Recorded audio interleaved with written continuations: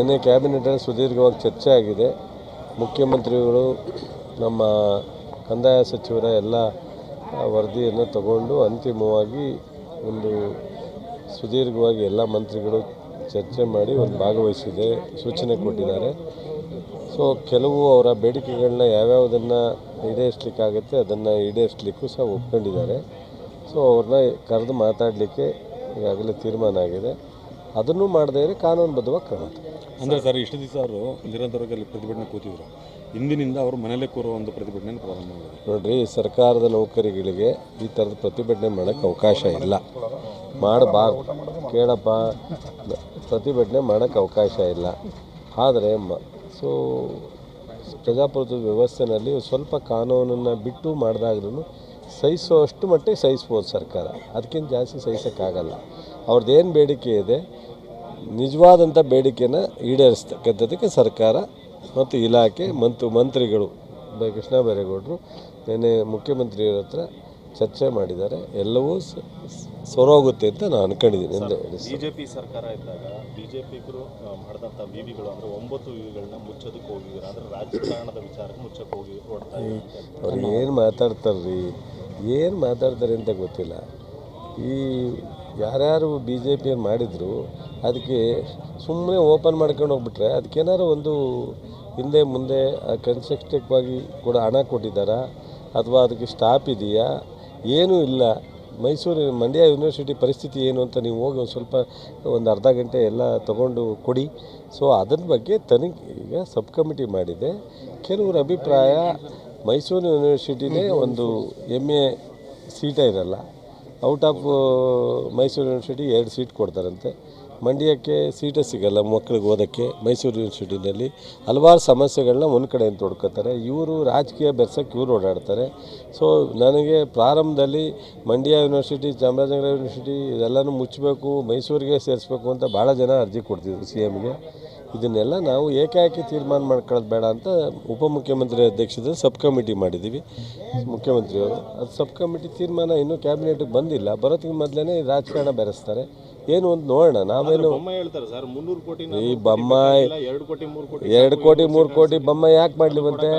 ಏನೇನು ಸಮಸ್ಯೆ ಇದೆ? ಎಷ್ಟು ಜನಕ್ಕೆ ಮಕ್ಕಳಿಗೆ ಸಂಬಳ ಇಲ್ಲ ಗೊತ್ತಲ್ವ ನಿಮಗೆ? ಅದನ್ನೆಲ್ಲ ಯಾಕೆ ಮಾಡಲಿ ಒಂದು ಬೊಮ್ಮಾಯಿ?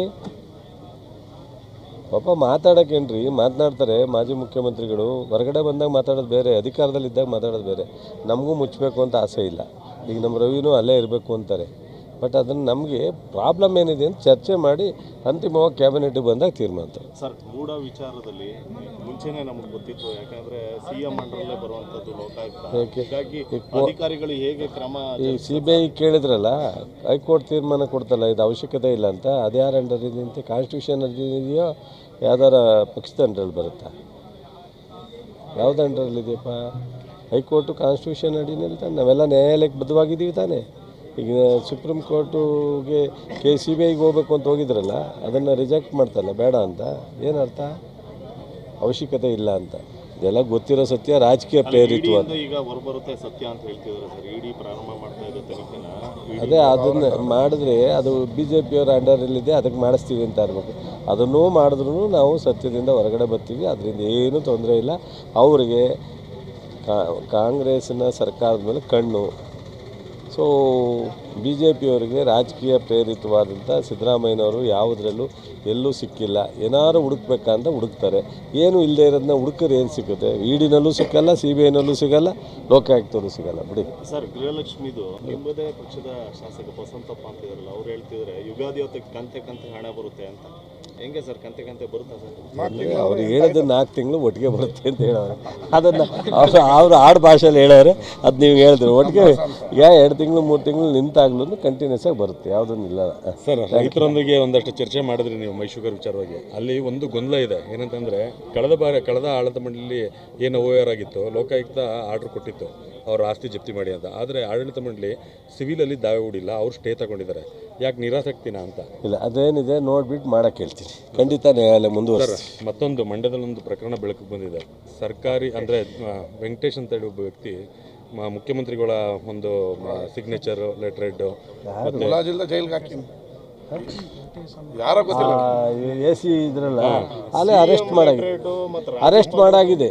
ಅರೆಸ್ಟ್ ಆಗಿದೆ ಸರ್, ಆದರೆ ತನಿಖೆ ಸೀರಿಯಸ್ ಆಗುತ್ತೆ. ಅರೆಸ್ಟ್ ಮಾಡಿದಾಗ ತನಿಖೆ ಆಗಲ್ವಾ? ಅಲ್ಲ ಸರ್, ಸಾವಿರ ಕೋಟಿಗಟ್ಟಲೆ ವ್ಯವಹಾರ ನಡೆದಿರೋದು. 100% ಅದು ಸೀರಿಯಸ್ ಆಗಿ ತಗೊಂಡಿದ್ದಾರೆ. ಅರೆಸ್ಟ್ ಆಗಿದೆ, ತನಿಖೆ ಆಗುತ್ತೆ. ಮತ್ತು ಇನ್ನೊಂದು ಸರ್, ನೀವು ಮೊನ್ನೆ ಸಭೆಯಲ್ಲಿ ಕೂಡ ಒಂದು ಸ್ವಲ್ಪ ಅಸಮಾಧಾನ ವ್ಯಕ್ತಪಡಿಸಿದ್ರಿ. ಮಂಡ್ಯದಲ್ಲಿ ಒಂದು ಸ್ವಲ್ಪ ಗಾಂಜಾ ಹಾವಳಿ ಜಾಸ್ತಿ ಆಗ್ತಾ ಇದೆ, ಎಲ್ಲರೂ ಕೂಡ ಎಲ್ಲ ಸೀರಿಯಸ್ ಆಗಿ SP ಅವರಿಗೆ ಡೈರೆಕ್ಷನ್ ಕೊಟ್ಟಿದ್ದೀವಿ. ನಾಗಮಂಗಲ ನಿಮ್ಮದೇ ಕ್ಷೇತ್ರದಲ್ಲಿ ಒಬ್ಬ RF ಅಂದ್ಬಿಟ್ಟು ಹುಡುಗಂದು ಹೇಳಿ ಸರ್. ಖಂಡಿತ ನಾನು IG ಗೂ ಮಾತಾಡಿದ್ದೀನಿ, SP ಗೂ ಮಾತಾಡಿದ್ದೀನಿ. ಎಲ್ಲ ಪೊಲೀಸ್ನವರು ಇದ್ರ ಬಗ್ಗೆ ಹೆಚ್ಚಿನ ಗಂಭೀರವಾಗಿ ತಗೋಬೇಕು. ಯಾವುದೇ ಈ ಇಲ್ಲಿಗಲ್ ಆ್ಯಕ್ಟಿವಿಟೀಸು, ಗಾಂಜಾ ಇರ್ಬೋದು, ಇಸ್ಪೀಟ್ ಇರ್ಬೋದು, ಗೊತ್ತಿದೆ. ಬೆಂಗಳೂರಿಂದ ರೂರಲ್ಲಿಂದ ಬಂದು ಇಲ್ಲೆಲ್ಲ ಅಲ್ಲೆಲ್ಲ ಕ್ಯಾಂಪ್ ಹಾಕಿದ್ದಾರೆ. ಬಸರಾಳು, ನಮ್ಮ ದೇವಲಾಪುರ ಕಾಡೊಳಗೆ ಅಂತ ಹೇಳಿದ್ದಾರೆ. ನಮ್ಮ ಪೊಲೀಸ್ನವ್ರಿಗೆ ಸ್ಟ್ರಿಕ್ಟಾಗಿ ಹೇಳಿದ್ದೀವಿ. ಇಲ್ಲದೇ ಅವ್ರ ಮೇಲೆ ಕ್ರಮ ಆಗುತ್ತೆ. ಸರ್, ಯಾವ ಥರ ಆಗಿದೆ ಅಂದರೆ ಶಾಲೆಗಳ ಆವರಣ ಮತ್ತು ಜನಬಿಡು ಪ್ರದೇಶಗಳಲ್ಲಿ ಅಲ್ಲಲ್ಲಿ ಕೂತು ಹುಡುಗರು ಈ ಗಾಂಜಾ ಸೇವನೆ ಮಾಡೋ ಅಭ್ಯಾಸ ಇದೆಲ್ಲ ಈಗ ನಾನು ಈ ಥರ ಘಟನೆಗಳು ನಡೆಯದೇ ಇಲ್ಲ ಅಂತ ವಾದ ಮಾಡೋಕ್ಕೆ ಹೋಗಲ್ಲ. ಇದು ಎಷ್ಟೇ ಕಾನೂನಲ್ಲಿ ನಾವು ಟೈಟ್ ಮಾಡಿದ್ರೂ ಸಹ ಅಲ್ಲಿ ಇಲ್ಲಿ ನಡೀತಕ್ಕಂಥದ್ದನ್ನು ನಾವು ನೋಡ್ತಾ ಇದ್ದೀವಿ. ಆದರೆ ಹಂಗಂತೇಳಿ ನಾವು ಸುಮ್ಮನೆ ಕೂತ್ಲಿಕ್ಕೆ ಆಗಲ್ಲ. ಬಟ್ ಗಂಭೀರವಾಗಿ ತೊಗೊಳಕ್ಕೆ ಹೇಳಿದ್ದೀವಿ, ಸೀರಿಯಸ್ಸಾಗಿ ಮಾಡ್ತೀವಿ. Okay, thank you sir.